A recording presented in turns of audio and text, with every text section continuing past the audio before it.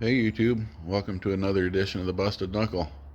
It's been a while, been really busy, a lot of engine work, stuff like that. Haven't had a lot of real interesting, goofy stuff come in until this little bastard showed up. It's a 2015 Kia Sorento 3.3. It's got a GDI 3.3 liter engine, and it's got bank 2 misfires. Had been to another shop and they changed all the spark plugs on the, well, they changed all the spark plugs, they told her. Um, but knowing who did it and after looking at the work and stuff and talking to her, they only changed the front 3 spark plugs. But that's the bank that's misfiring, bank 2 up here in the front. So we're going to get in there and show you what's going on with that and how you can check it. Stay tuned. I guess first things first, had a hell of a brake squeak too. Been to another shop and they pad slapped this thing. It had some terrible looking rotors on it. The girl wants to get rid of this car and didn't really want to buy any rotors, so I pulled them out of there and sanded the shit out of them. With hand sanded them, by the way. Don't use a machine. Hand sanded them with some 60 grit sandpaper and cleaned them all up and stuff. Told her, we'll see what happens. So here's the big test. This thing would squeak loud enough in the morning when it was cold, wake the damn neighbors up. Of course, I work on their shit too, so they're kind of used to all the noises and everything.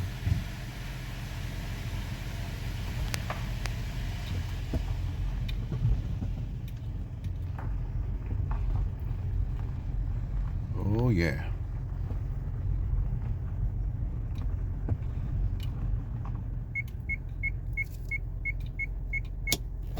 Haha.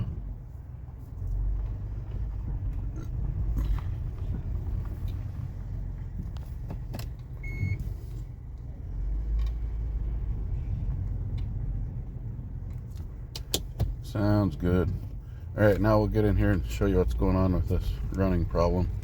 It's not doing it right now because I got the oxygen sensor unhooked.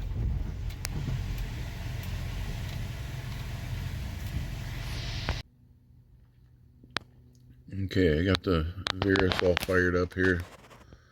As you'll notice, up voltage, oops, damn it. The upstream bank 2 voltage and bank 1, both of them match here. Everything looking good.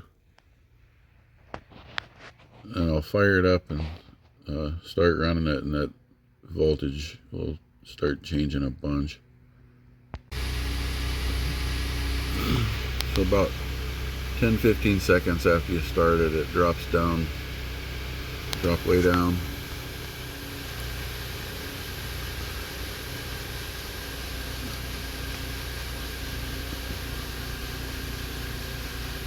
You can see bank 1 fluctuating now.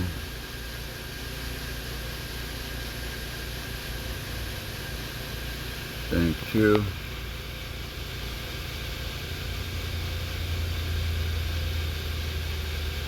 It's just lazy. Just sitting there lazy. Now, as it goes on, that lean condition will start setting misfires. And we'll go to a different screen here and show you that.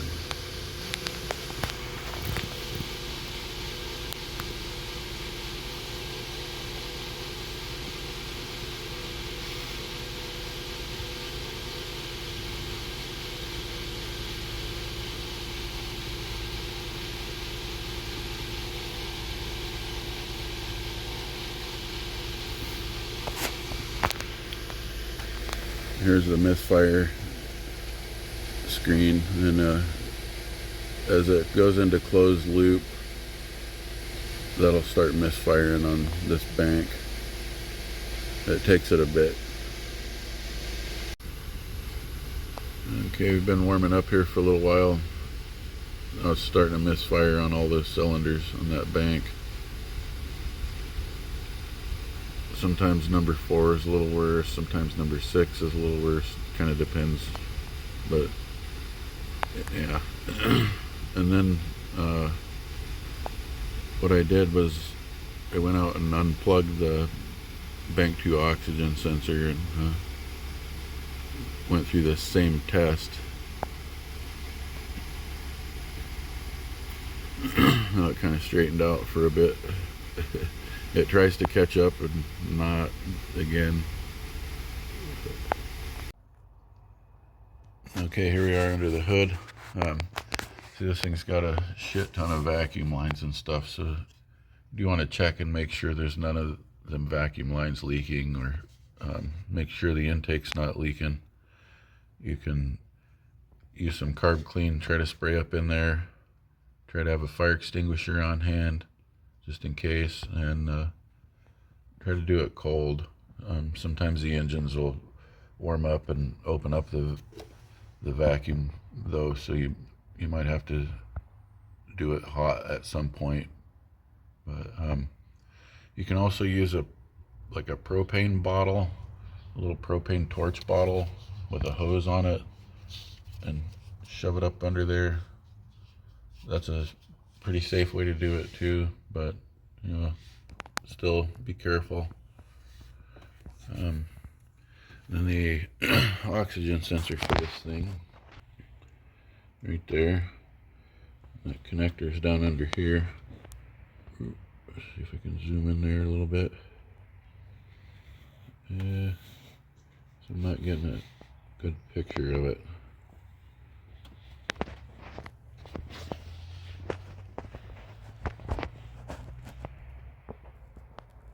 It's just above that alternator bolt, but I'm still not getting a good shot of it.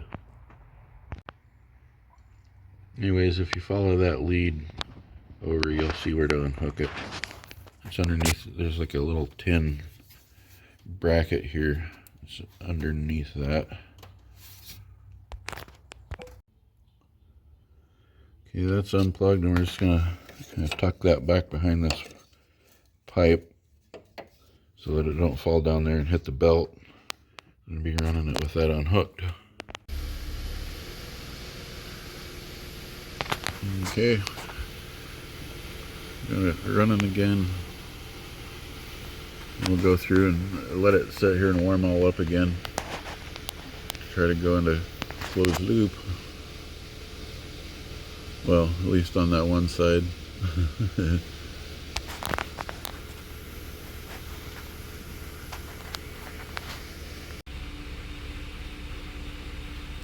Okay, it's been sitting here idling for about 20 minutes now, and no misfires whatsoever.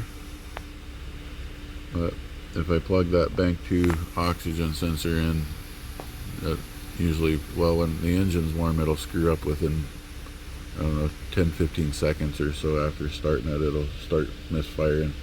I'm trying to control it. It's adding a lot more fuel. You could tell by the color of the spark plugs when I pulled them out. They're black and sooty.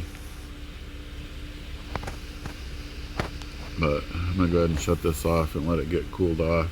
The parts, we're gonna be here in about an hour. Crossed fingers. Living on the island sucks getting parts sometimes, but we make it work eventually. Okay, here we got the oxygen sensor replaced. I didn't take you through that process. There's probably 50 videos shows you how to change it, but I want to point out this oxygen sensor voltage now. Just started it. You can already tell there's a lot more activity going on here. It was stuck down around 0.2 of a volt or something like that before. And pretty much keeping up with this one over here. This one here's acted a little lazy. Acted a little lazy the first time I started it, but it started working fairly quickly. So I don't know if it was just trying to catch up from previous data or what, but That one may give an issue here in the future. But we're going to go ahead and let this warm up and check that misfire index and make sure we don't have any misfires going on after it goes into closed loop. Then we'll take it on a nice long test drive, make sure this is fixed for this girl. She's already been through some shit with the other guy, totally left her hanging, so hopefully we got it fixed for her. Okay, we got the engine warmed up now. It's been sitting here idling for about, I don't know, 10-15 minutes. The misfire index is showing completely at 0 on both banks. So if you'll recall from before, after we let it set and idle, you slowly start getting counts on, usually 4 or 6 would start first, and then they would all start going in, and you'd end up with a hell of a misfire after a bit. One time it looked like it shut cylinder 6 completely down just by itself. I didn't catch that on video, but yeah, it showed cylinder 6 completely dead just by itself. The misfire counter was going haywire, and cylinder 2 and 4 was showing nothing, which was weird because it had kind of showed all of them before. So I don't know if it got to the point where it shut cylinder 6 completely off to try to avoid damage in the engine or what, but it's all looking good. We'll go for our drive here in a bit and make sure it's all okay. Okay, we're back from driving. Everything went good. We still got good voltage fluctuation with that sensor. Kind of sort of matching that one. That one there's a little, the voltage is a little different, but I think it's acceptable for now. At least it is fluctuating around where, like, this one wasn't doing crap before. So I guess the gist of this, diagnosing this at home, if you don't have a scanner where you can monitor the misfire index, you'll just need to go by your trouble codes. So basically you'll have like a P300 random misfire, probably like a low voltage oxygen sensor code. Bank 2 was 151. I think bank 1 is 154, but I can't remember for sure. But you'll have codes for all the cylinders for one bank. So P300, 302, 304, 306, 301, 303, or 305. I think there was one other one that this one set, but it was a weird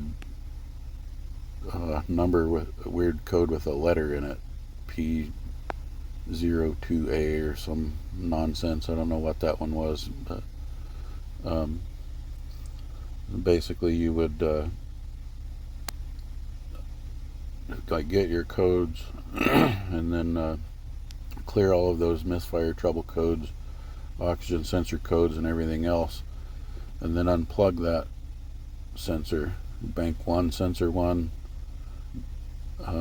bank 2 sensor 1, and then you can run it again like you did before, letting it idle, see if your misfire goes completely away like this one did, and then you can just shotgun a part in it, clear the code, shotgun a part in it, and try it again. That's, you know, obviously if you've got the ability to watch your misfire index, then that's a better way to go about it, so you don't have to go through all that bullshit of guessing for sure. But if you like what you see, hit like, and you'll see what kind of weird crap I run into next. Hopefully it won't be another year before I have time to do another video. Thanks. See you later, guys.